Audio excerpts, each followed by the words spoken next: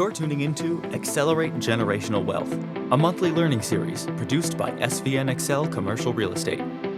Hosted by Jenna and Brian Truman, this series brings together guest speakers who are experts in their field to provide cutting-edge industry information. Whether you're new to the business or a seasoned investor looking to diversify your portfolio, you'll find a wealth of knowledge at absolutely no cost to you. Without further ado, SVN Excel proudly presents Accelerate Generational Wealth.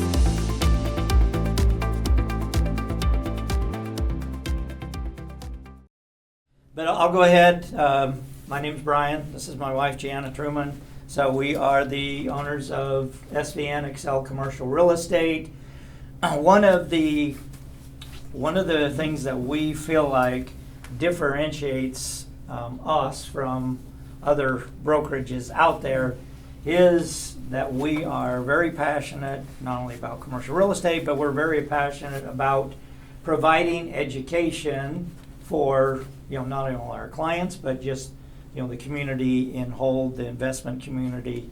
And so once a month we put on this event. It's held second Thursday of every month, and we usually have a couple of guest speakers and come in and speak. Last month we only had one speaker. We had Benjamin Inman. He took up the entire 2 hours, but we knew that he's very passionate about real estate. He'd sit here and talk for 16 hours about real estate if you'd let him. But we had him speak and last month, and it was awesome. He's basically owner of Inman Equities, lives here in Brentwood. He started Cardone Capital for Grant, and it was an interesting story listening to him basically say that they purchased one property every month for the first 24 months. So that's pretty, you have to have a pretty good team around you to be able to raise that kind of money and capital and everything else. So this is, and these weren't 20-unit apartment complexes, either. So so he was great to listen to. Talked about syndication, a lot of those things. But so we like to bring in speakers who you can learn from, whether you're a novice investor and looking to invest the first time, or whether you're a very experienced investor as well. Learn from people that have kind of been there, done that, have the T-shirt, and then also, people who are serial entrepreneurials, and that, like our second speaker is, and he's also been in the real estate business, and he's an investor as well. So wealth of knowledge tonight. So we usually conduct this kind of in an interview session, so I'll be asking Greg questions, and we're also we accept any questions from the audience, so just raise your hand anytime throughout. You don't have to wait till towards the end to ask any questions. And we just remind you that please don't make your answers be really long, because we're going to have to repeat them, because we do have a studio audience, an online audience as well, and so they may or may not be able to hear your questions. So make it be somewhat short so that we can repeat it for the people at home. Yeah. Remember the last time? I won't repeat answer again. Yeah. Yeah. So that was for you, Greg. I know. I was like, you know what? Thank you for reminding me. Yeah. So it's probably about a year ago we had Greg as a speaker, and with all the requests to have Greg come back, so we appreciate Greg coming back. It's interesting, 2 months in a row now. Even though Benjamin Inman lives here in Brentwood, he happened to be in Florida on vacation, and he actually flew up to come and be here, to be at the event and speak, and then the next morning he flew back to Florida. And so now we have another speaker, Greg, who, for those that don't know, Greg also has a second, third, fourth, I don't know. Anyway, it spends a bunch of his time down in Florida as well. So, so with that, Greg, I'm going to kind of let you kind of introduce yourself. Sure. and all of that about, kind of Yeah. how you maybe got to Nashville, how you kind of got started in investing, Sure. and then we'll kind of take it from there with a lot of different questions. So. I guess, been in Nashville 13 years, and Yeah. I would say probably maybe 2013, 2014. Well, before that, when I moved up here from Florida, my family's in a different part of Florida. Yeah. And it was like 2009, so we were at, Cape Coral 2008, we got annihilated. I mean, like, the company, I was an electrician at the time, I mean, there was like one Friday they laid off like 40 people and stuff like that. It was intense. So I was like, I think I'm going to just go somewhere else. And I just had a friend that happened to live here, and I just got here and started real estate about 5 years later after I moved here. And the first 5 years I didn't really do that much. I was, in and out of restaurant management, stuff like that, just for no good. I just didn't want to get out of construction, basically. Yeah. And so Greg, and we'll talk about this. So Greg is an agent, a broker. He's invested in multifamily. He's also invested in land development. I think the majority of your time, kind of maybe now, is focused on the development side. Yeah. From that, but let's talk about kind of what after you moved here, after you kind of did some of the restaurant stuff, then kind of what was let them, maybe I ought to start buying some.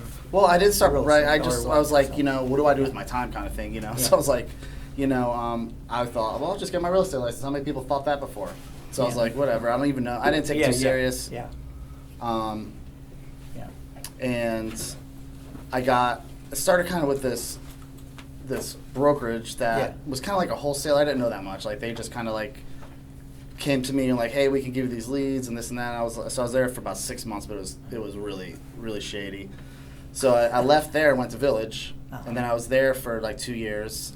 So like, first 2 years in real estate, mostly just transactions with listings and buyers, and somewhere about like year 3 is when I started branching off and doing a little bit of both. I think year 3 and 4 was like average of like maybe 80 units per year, and then maybe 100 on last year. So like transitioning out of like the contract with like listings, buyers, traditional, to more investing my own cash and listing and working with mostly just investors. Yep. And now mostly kind of transitioned out of even that to, mostly development is our main focus. But on the side, it's like I have a lot of rentals I'm cash flowing. I've got Airbnb and like just a lot of other little things. So when did you start getting into a lot of your rentals and a lot of that? So, and I recommend this to anybody. So my first 2 years, I just stockpiled as much cash as I could, closed as many deals as I could, because you're not really bankable. You have to have 2 years, 1099 income. So year 3 came around, I started like, maybe I should see if I could get pre-approved for a loan, and I was like, oh, cool, I got, Yeah. And then I had a friend of mine come to me. I told him I had some cash, and he's like, well, I need some help on a project. So we ended up doing a land deal, and after we exited out of that, basically I 1031'd into 2 quads and a 2-build lot. Yeah. And that's kind of how that started. Yeah. And so then I know you've owned multifamily. Not only here, still do, some up in Kentucky, some of that area. Clarksville, Yeah. Yeah. I mean that was kind of like almost. I didn't really focus on getting the rentals that much. I put marketing out there, and I just knew that like I kind of felt the market. Back this was 2018. When I haven't bought a rental since 2019. Right. Just because, the market's just crazy. So just started being able to do that, and then picking up a couple single family for cash. Yeah. And how many rentals do you have now? Doors wise, probably in the high 30s. Yeah. And are most of them in the Nashville area? Most of them are in Clarksville. I have one in Nashville just because we're going to tear it down and build on it. Yeah. And then I just bought one in Florida. It's not rented yet, but it will be.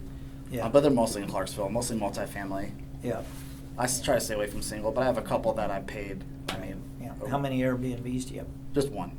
One. The one that I've seen on the Hank's Hangout. Yep, that's right.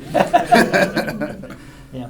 Looks like a nice place. It's great, yeah. It's, and I kind of like transitioning out, I tried to figure out like the best way to set up some infrastructure for myself so I could go back to Florida and work my business here Yeah. from there. Yeah. So kind of tell us a little bit about how you got into some of your partnerships. So, because I know you have partnerships on the land Yeah. side and some of that. How did those come about for you? Well, organically, every single partner that I think I've have debt with ever has been somebody that I've done a deal with multiple times or a couple times that I've known over time. Yeah. And, maybe a lot of some of our clients that, now we can invest together. So, mostly that's what all of it is, just mostly, clients and, people that I've just known that invest the same way I do in the same type of asset that I know I could call and get a good quick analysis and, whatever I'm not. So like, I'm not an analytical numbers guy. Yeah. I'm more the acquisition guy. So my business partners are usually the accounting numbers guy. Yeah. So that's kind of how, partnerships are tough. I like the organic approach, like people that I don't like family members or anything like that, or Right. If it doesn't feel like you kind of get that feeling that's, oh man, this is just, I just wouldn't do it. Yeah. Because your risk is whatever their bad financial choices could be, Right. like in their pipeline of time that you're together. So you got to be really careful that this person's just not over leveraging with your deal too. Yeah. So when you kind of say organically, but you probably also, because a lot of when we talk to a lot of investors that have kind of a team, right? Mm-hmm. Each one of those on that team kind of have a different role, right? So whether it's acquisition, Acquisition. Sorry, or maybe it's investor relations, or maybe it's the underwriting side of it, or Mhm. things like that. How did you guys organically kind of say, hey, I think you're good at acquisition, so maybe let's get together? Was it kind of like It wasn't. that, I or- was already, so acquisition is just one thing I've always done. Right. Yep. So it's just easy because you have the values in the assets. So if Yeah. I have all of these assets, I can easily find the people. Yeah. So and that's just what I do. So if I'm coming to somebody, it's just like, I just need some money, or, I just don't want to over leverage myself. Right. Yeah. And then, so I know you bought land. You've done some, Yeah. 1-2 builds, and then kind of Yeah. sold them. But then I Yeah. know you have property that you guys have bought and then maybe taken through a Entitlement, rezone yeah. entitled, and so how do you kind of decide which ones you want to take through rezone, which ones maybe you don't want to? That's a good question. And it all boils down to like, what's my time worth in these deals, Yeah. right?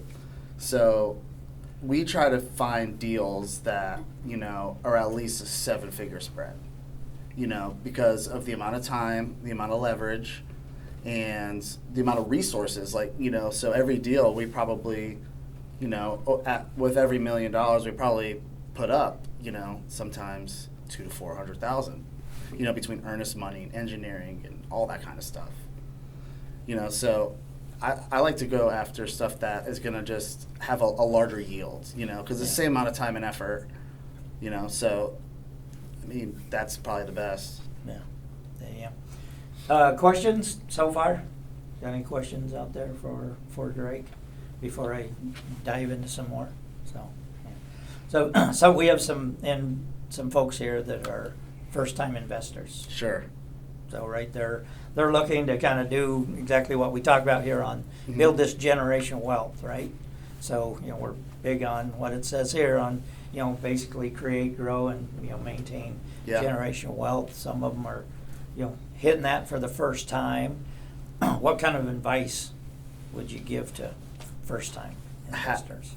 Make sure you have a business plan and some type of coaching to get you to where that needs to be, and to figure out like what your personal financial picture needs to look like, because that's different for everybody.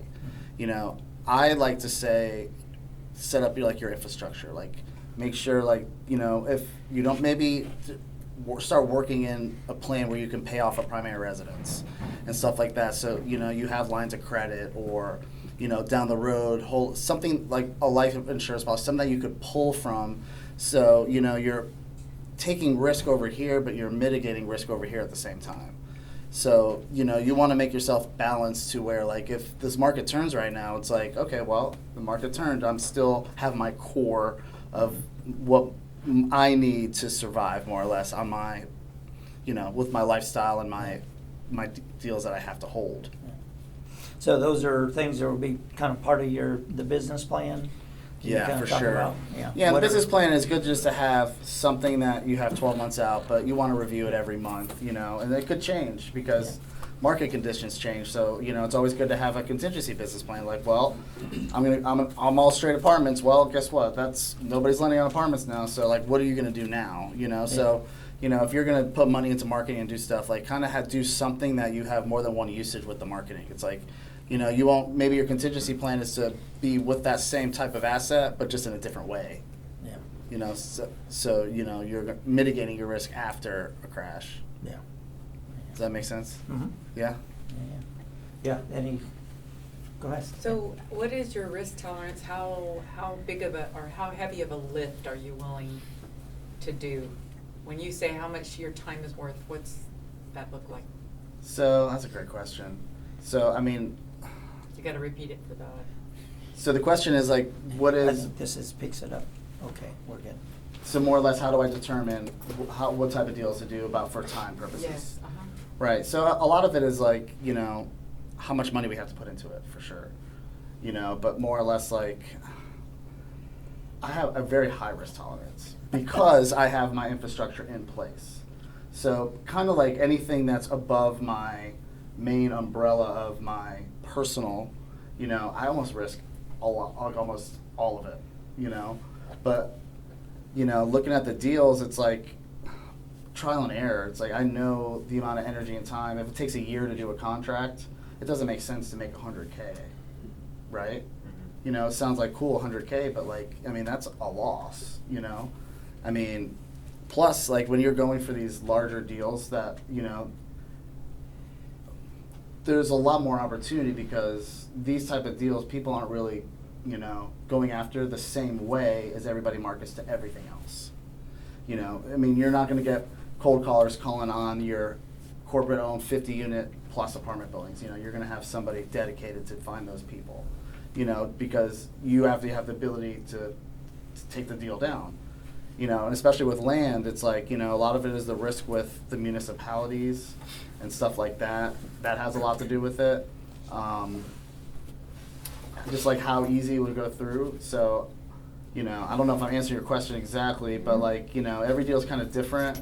And I like to do a higher risk on certain things like that.